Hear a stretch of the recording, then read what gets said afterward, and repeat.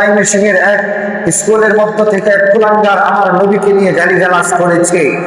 আবার এর আগে কিছুদিন আগে সিলেটের পূর্ণভূমি শাহজালাল ইয়ামানি পূর্ণভূমি থেকে আমার নবীকে নিয়ে কটূক্তি করা হয়েছিল, তার শাস্তি আমরা বিচার পাই নাই। ময়মনসিংহ থেকে রাসূলকে নিয়ে কটূক্তি করা হয়েছিল, তার বিচার আমরা পাই নাই। জামালপুর থেকে এক স্কুল থেকে আমার রাসূলকে নিয়ে কটূক্তি ভাবে কথা বলেছিল, তার বিচার পাই নাই। সৈয়দপুর থেকে এক কুলাঙ্গার রাসূলকে নিয়ে, রাসূলের স্ত্রীকে নিয়ে কুলাঙ্গার কথা বলেছিল, ব্যঙ্গ করেছিল, তার বিচার আমরা বাংলার জমিনে পাই নাই। সেই সৃষ্টির আমলে আমরা সেই বিচার পাই নাই।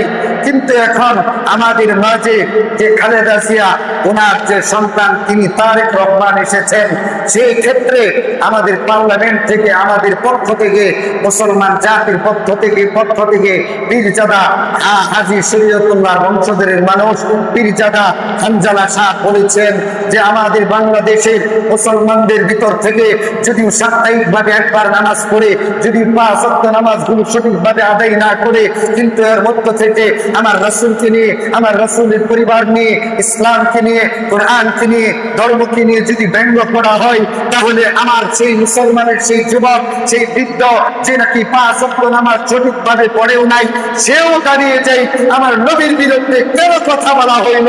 কারণ আমরা নবীর আশিক, কথা বলেন ঠিক কিনা? সে পার্লামেন্ট থেকে জানিয়েছিল যে মাননীয় স্পিকার, এতটুকু বলতে চাই, নবীর পরে কোন নবী নাই, এটা খাতামুন নবিয়্যিন, শেষ জামানার শেষ নবী, তিনি রাহমাতাল লিল আলামিন, ওয়া মা আরসালনাকা ইল্লা রাহমাতাল লিল আলামিন। আমাকে প্রেরণ করা হয়েছে গোটা পৃথিবীর, গোটা জাহানের সমস্ত কিছুর রহমত। আমি খাতামুন নবিয়্যিন, আমি শেষ নবী, আমার পরে কোন নবী আসবে না।